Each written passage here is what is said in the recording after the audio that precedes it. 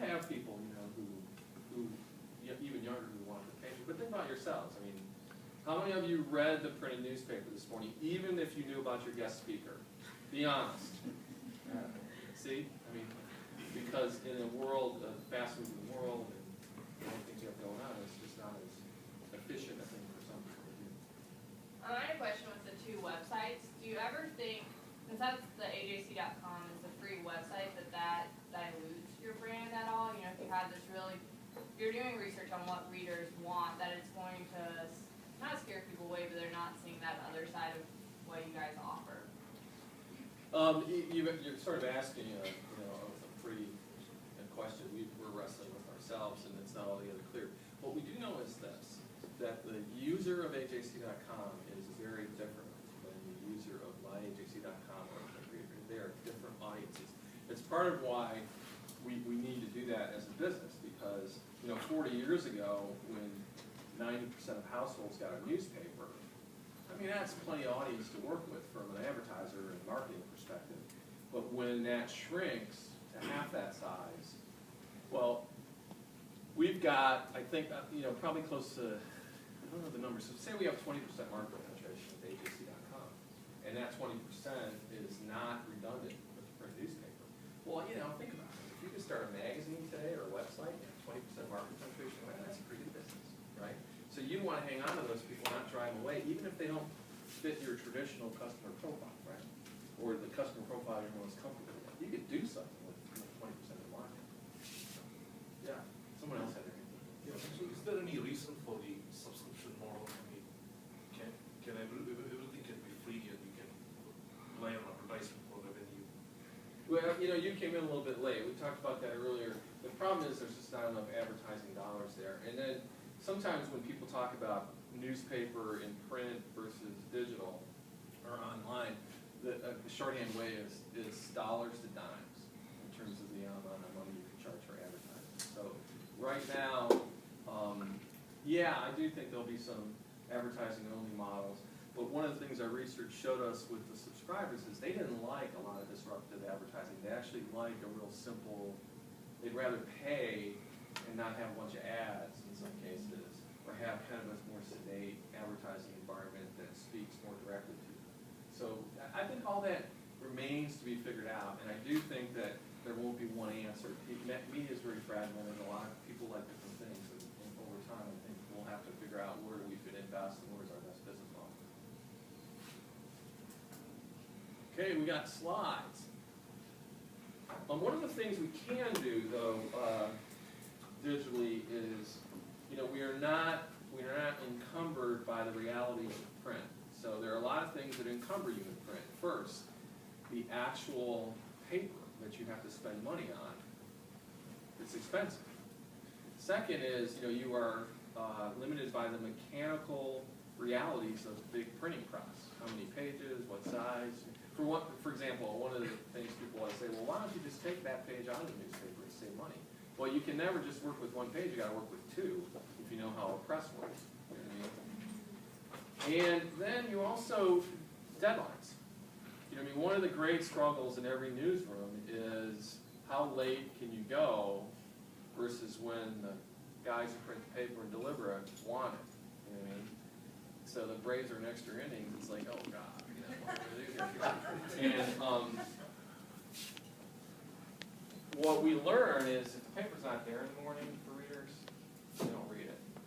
They're not saying, oh, I tell you what, I'll go to work an hour late because I want to read the Braves game. I mean, they just don't do that. So it all comes down to that. So, but in the digital world, particularly in what we do with our subscriber site and our app, which is we have a replica, a PDF replica of the paper, we can do a lot more. So this thing on the left is, this past season, we did a full section on the SEC every Sunday. We did 12 pages. We did every game in the SEC, pictures, all kinds of stuff. But you got it in our replica edition on your iPad or in our digital edition online. So we didn't have to print it, and we could let people work on it until 4 in the morning when all the games were over.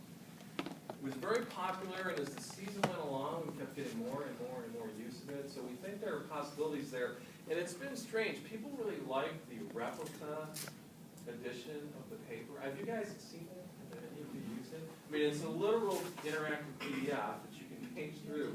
It's been like crazy popular. We never thought people would like it, but they really do.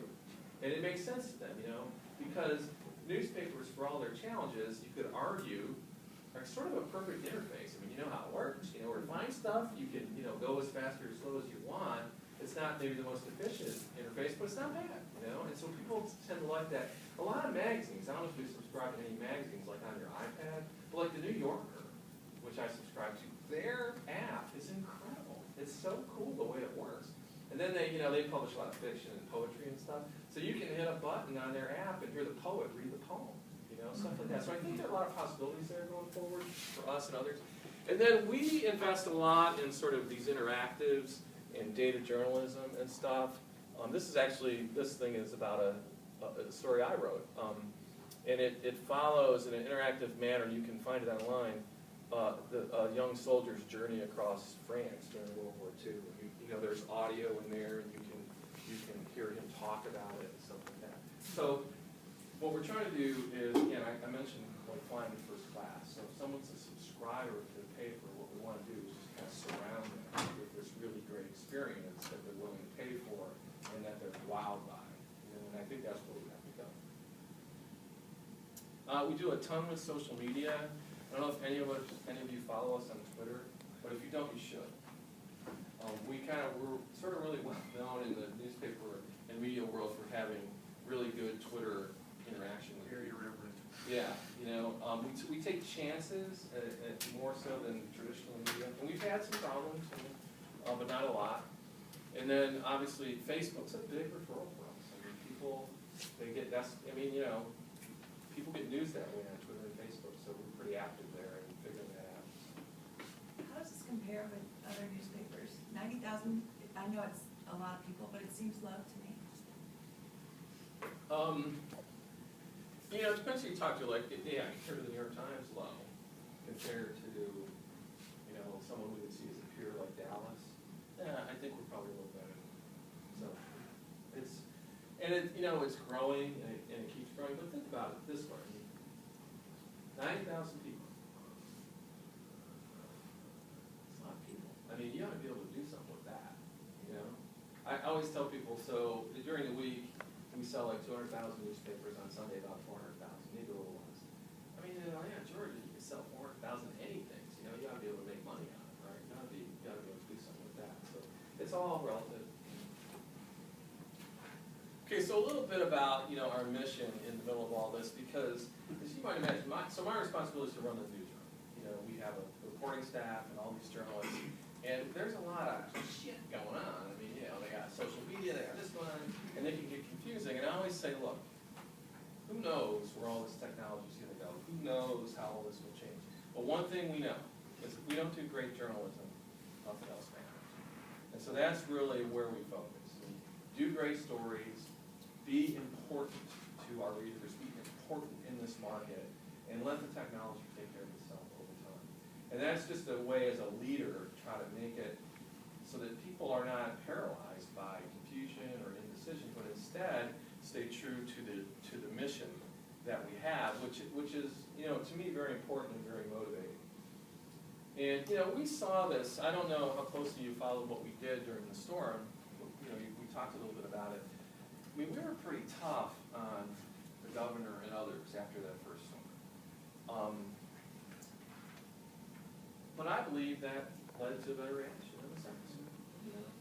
And I'm really passionate about this.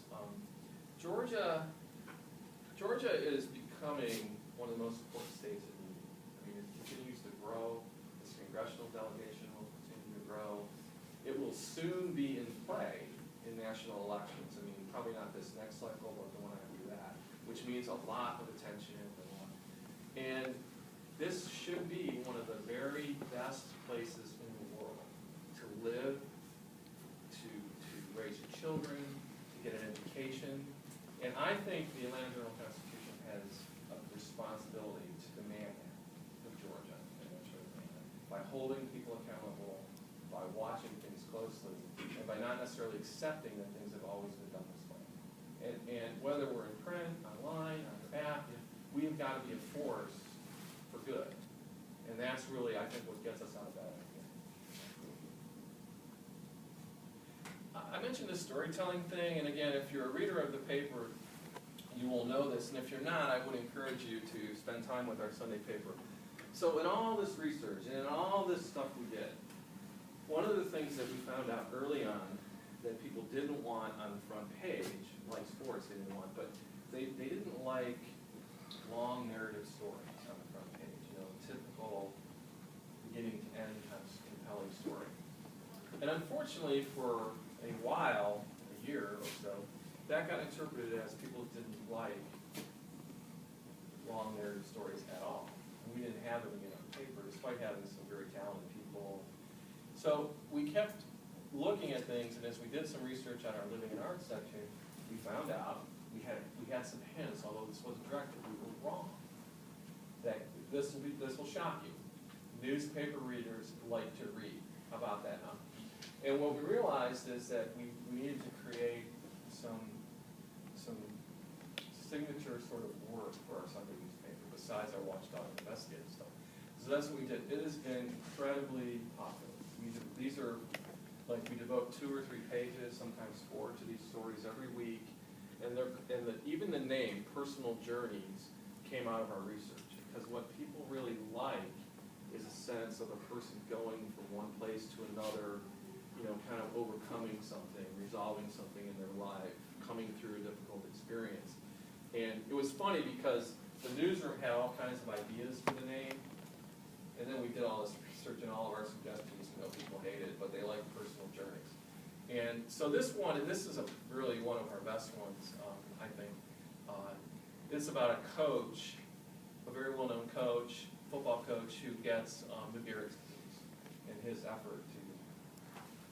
And one of the things that's most powerful for me about all these stories is, the way our process works is that we have to do one every week, but the reporter, and they work about 8 weeks out.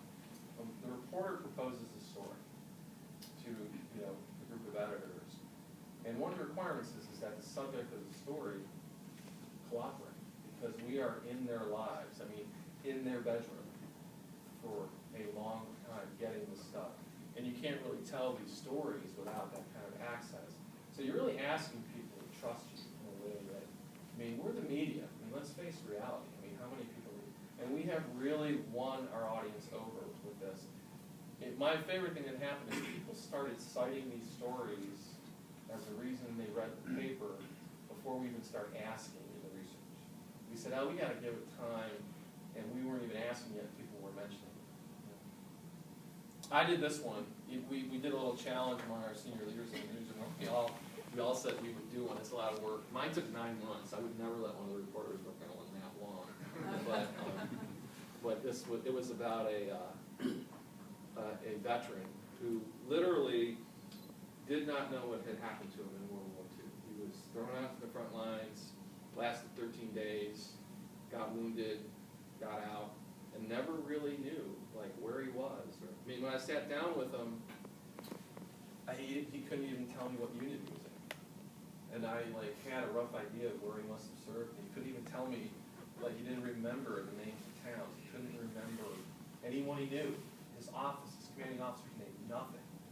And so I spent all that time unraveling this mystery with him, and it was really kind of a great thing. I'll get you a copy of the story. I don't want to ruin it for you, but you should really read it. You really should. But it was really fun to work on. So got a lot of great reaction to it. And then we try to stay active. I try to stay active. Making sure that we're talking to readers, preparing for readers. Again, that's a very important thing, not just because it helps us do our jobs better, but again, the perception that the newspaper is accessible. If you have a story you think we should do, you can tell us. If you're unhappy with something that we're doing, you can tell us.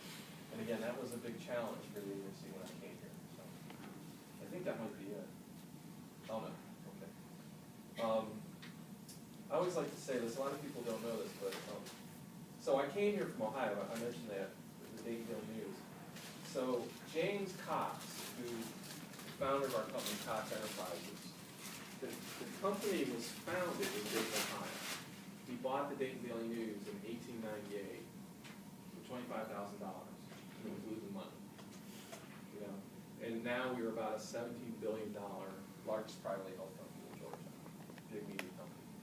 And it's always been a tough business. I mean, I tell people that story all the time. And when you think about what it must have been like, that is the original building he built for himself after he, made a little money at the newspaper, and it looks like a bank. And it looks like a bank because the bankers would not loan him the money to buy the newspaper. He had to borrow it from a friend because they didn't believe newspapers were a good investment. So when he got the money, he stick it in the banker's eyes. He built a building that looked like better than their banks in town. And so it's this is where we are, and I still believe that in all the chaos of media today, all the commotion, and you guys, you live it every day, people are still looking for someone they can trust, who will tell them things they really believe they need to know, and who will help them make decisions, and that's what we try to do. I think that's definitely